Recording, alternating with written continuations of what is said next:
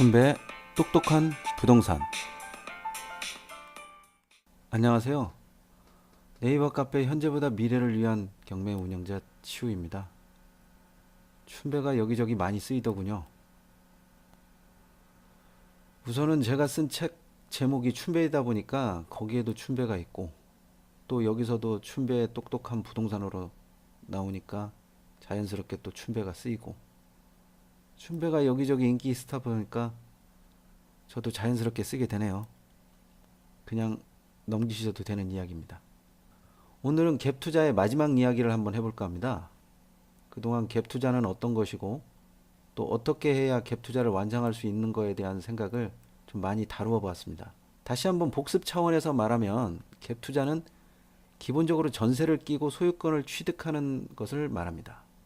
또 이런 투자는 대부분 입지가 큰 부분을 차지하기 때문에 입지에 관한 생각을 많이 해야 되는데, 입지에 관한 부분은 딱 이거다라고 말씀드릴 수가 없는 부분이었기 때문에 각자 생각을 좀 많이 해보시기 바랍니다. 또 집수리하는 요령까지도 세세하게 조금 말씀드렸고요. 그럼 이제 오늘은 갭 투자의 완성인 계약에 관한 이야기를 말씀드리려고요. 계약은 세입자와 하는데 집수리를 마쳤거나 혹은 계약금을 건넨 상황부터 세입자를 구하면 됩니다. 그런데 이게 그렇게 계약하면 간단한 것 같으면서도 그렇게 간단한 문제가 되지 않는 경우가 있어요. 왜 그러냐면 집수리를 하는 중간에 전세 계약이 되면 집수리의 계약자의 의중을 많이 반영해 주어야 되거든요. 뭐 여기는 이렇게 해라, 여기는 색상을 어떻게 해라. 왜 그러다 보냐, 왜 그런 이야기가 되냐면 그 전세자가 들어오는 그 전세금으로 제가 잔금을 쳐야 되기 때문에 잔금을 치르려고 하다 보면 그 사람의 의중을 좀 받을 수밖에 없죠. 물론 이런 부분에 관한 것은 부동산 그 중개하시는 사장님이 중간을 많이 다리를 어떻게 놓아주냐에 따라서 내가 수월하게 계약을 할 수가 있고, 또 수월하게 계약을 하지 못하는 경우도 있어요. 그런 부분은 제가 말했듯이 부동산 사장님이 얼마나 나를 지지하고 얼마나 내 생각을 많이 반영하냐에 따라서 많이 달라집니다. 또 세입자 같은 경우에는 굉장히 깐깐하게 내가 등기를 다 치고 난 이후에 들어와야겠다라고 생각을 하시는 분도 있어요. 그런데 그렇게 생각하시는 분들은 기본적으로 부동산 사장님도 믿지 않고, 또 내가 집을 수리해서 내놓겠다는 나도 믿지 않기 때문에 중간에 이야기를 하다 보면 어깃장이 나는 경우가 많아요.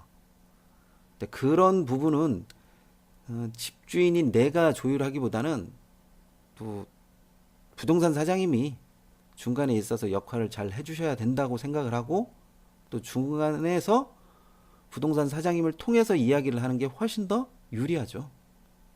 뭐 그렇기 때문에 수수료를 드리는 거고, 그렇기 때문에 내가 어떤 생각을 가지고 있다는 걸 미리 밝혀야 될 필요성도 있고요. 보통 집수리 같은 경우는 일주일 정도를 하는데요. 수리를 마친 집을 될 수 있으면 많은 부동산 사장님에게 퍼뜨려서 계약을 합니다. 제가 많은 부동산 사장님에게 퍼뜨려야 된다라고 하는 것은 따로 뭐 이야기를 말씀을 안 드릴게요. 왜 많이 퍼뜨려야 되는 건지는 다 아시니까. 집수리가 마무리될 즈음 돼가지고 부동산에서 연락해서 집을 보러 오라고 하는 경우도 있고요. 아예 처음부터 집수리를 할 테니까 지금부터 보여주세요 라고 하는 경우도 있어요. 부동산 사장님들은 또 자기가 데리고 있는 손님들이나 아니면 광고를 해서 하는 뭐 사람을 모집해서 하든 일단 집을 보여주겠죠. 집을 보여주면 전체 리모델링 했다고 하더라도 그 세입자의 기준에 있어서 좀 못 미치는 것도 있고, 또 훨씬 더 남는 경우도 있고 그래요. 그런 부분은 조금 미진한 부분은 조금 소를 계약을 한다라고 하면 봐주는 것도 있고, 계약을 하지 않을 상태에서 이렇고 저렇고 해가지고 그 사람 의견을 전부 다 봐줄 수는 없어요. 뭐 예를 들어서 타일이 누렇게 변색됐고 전기 코드 뭐 깔끔하지 않다 뭐 이런 거 같은 경우는 청소를 해야 될 부분이라고, 계약을 하고 이사 올 때까지 내가 다 수리를 해주겠다, 아니면 더 깔끔하게 해주겠다 하면 끝나는 부분이 있어요. 그런데 계약도 하지 않은 상태에서 뭘 어떻게 해달라 뭘 어떻게 해가지고 정작 계약을 하지 않게 되면 좀 이상해지는 경우가 많이 있죠. 근데 이런 부분은 조금 신경을 많이 써야 돼요. 또 그리고 계약을 하다 보면 계약 당일날 또 틀어지는 경우도 종종 생겨요. 왜 그러냐면 그 전세자는 수리비 같은 거를 생각을 안 해요. 그리고 등기부에 나와 있는 매입가에 관심을 가지는 세입자들도 있더라고요. 아, 내가 얼마를 조금 더 보태면 이 집을 살 수도 있구나 이런 생각을 해요. 어디까지나 생각 많이 해요. 근데 실질적으로 제가 얼마 보태면 살 수 있구나 해가지고 사는 경우는 거의 못 본 것 같아요. 그 세입자가 집을 살 능력이 있어도 투자 측면에서 고려해야 될 사항을 확인하지 못하는 경우가 있기 때문에 세입자가 집을 내가 얼마 더 보태니까 살 수가 있구나라 해가지고 사는 경우는 거의 없는 것 같더라고요. 또 세입자 입장에서는 어떻게 등기가 나지 않는 상황에서 잔금을 치르냐, 집주인 입장에서는 어차피 그 돈이 그 돈이니까 이렇게 하자. 근데 이제 이런 거는 중간에서 부동산 사장님이 어떻게 계약을 마무리 짓냐에 따라서 능력이 있냐 없냐 이제 거기에서 갈리는 거겠죠. 그래서 뭐 부동산 계약을 할 때 보면 뭐 공정증서인가를 주고받아요. 여차하면 내가 1억 원 배상을 하겠다, 뭐 2배를 물어주겠다 해서 부동산 사장님 경우에는 전세자에게 좀 더 확신을 많이 줘서 이 계약을 끝마무리 할 수 있게끔 좀 여지를 많이 남겨두는 게 좋아요. 또 세입자 입장을 이해는 해요. 저도 불안하니까 전세금을 날리면 안 되니까. 이유가 여러 가지가 있지만 부동산을 끼고 거래해서 불안해할 필요는 없는데도 세입자 입장에서는 또 많이 불안해 하더라고요. 별게 아닌 것 같으면서도 또 돈에 여유가 없고 자금의 융통성이 조금 부족할 때는 참 이상하게 속을 썩히더라고요. 뭘 바꿔달라 하는 것은 쉽게 할 수 있는 부분이니까 그렇게 할 수는 있는데 계약을 할 것처럼 하면서도 또 여러 사람이 봐야 된다고 해가지고 뭐 비밀번호를 알려달라고 하고 이렇게 이해는 하면서도 쉽게 이렇게 안 되는 경우가 종종 생겨요. 그런 경우에는 이제 잔금을 친다, 등기를 낸다라는 거기까지 생각을 해두셔야 되죠. 만약에 이제 월세를 내는 경우에는 잘못해서 이제 대출이 나오지 않는 경우도 있어요. 그러니까 대출이 예상만큼 나오지 않았기 때문에 돈을 좀 더 이렇게 세이브 시켜놔야 될 필요성도 있고요. 또 세입자들 요구들 중에서 자신이 대출을 받아가지고 또 집을 계약을 하려고 한다. 그런데 대출이 만약에 나오지 않으면 계약금을 돌려달라. 뭐 이런 식으로 또 계약을 하려고 하시는 분도 있더라고요. 그건 아니라고 생각해요. 아니다 생각되면 바로 자르시는 게 좋아요. 괜히 그 사람하고 이거는 맞고 저거는 틀리니 이렇게 할 필요가 없고요. 조금이라도 찜찜하고 뭐 하면 계약하는 그 와중에서도 계약서 찢으면 돼요. 제가 표현이 계약서 찢으면 된다라고 하는데 계약할 때 세입자나 아니면 집주인이나 많은 이야기를 해봤자 별로 도움이 안 되더라고요. 그냥 아무 말 않고 부동산 사장님이 여기서 뭐 하세요, 여기 뭐 하세요 하면 그냥 따르는 게 좀 그 상황에서는 좋다고 생각해요. 저도 계약서를 작성하는 와중에 계약이 몇 번 틀어진 적이 있는데요. 세입자가 좀 조율되지 않는 것을 그 당장에 요구하는 경우가 있더라고요. 그런 경우에는 좀 쉽지 않다고 생각을 해요.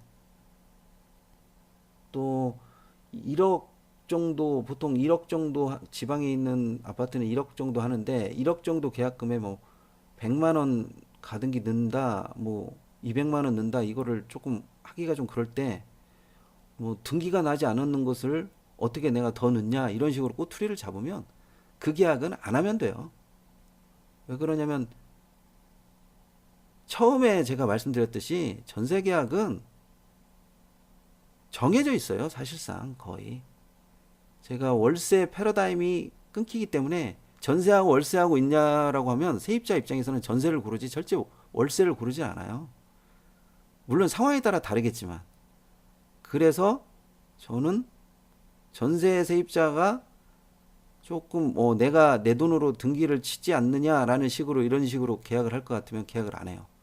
왜 그러냐면 그 사람 아니더라도 계약할 사람은 또 찾으면 있기 마련이에요. 특히 갭 투자 하실 때는 좀 마음을 좀 여유 있게 가지시는 게 좋아요.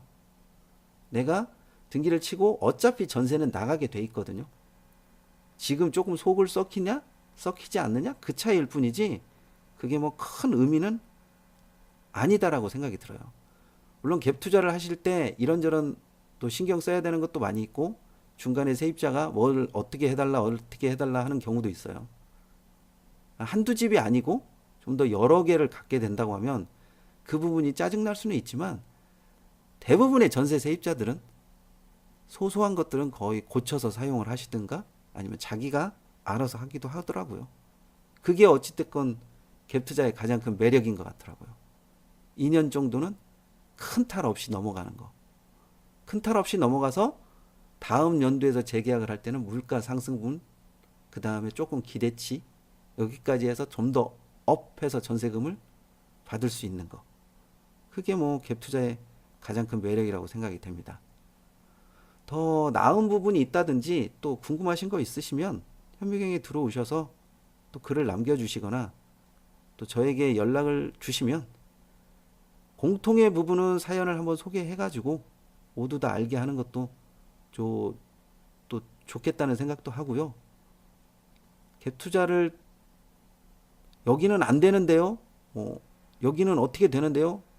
처음에 말씀드렸지만 그런 입지는 고르시면 안 돼요. 안 되는 입지를 고르시라는 얘기가 아니라 되는 입지를 고르라는 얘기죠. 좀 더 많은 부분에 있어서 갭 투자를 말씀드려야 되는데 이게 한정이 돼 있는 거고 많이 안다라고 해가지고 이게 반드시 잘하는 것도 아니고 상황에 따라 맞게 해야 될 필요성은 있다고 생각합니다.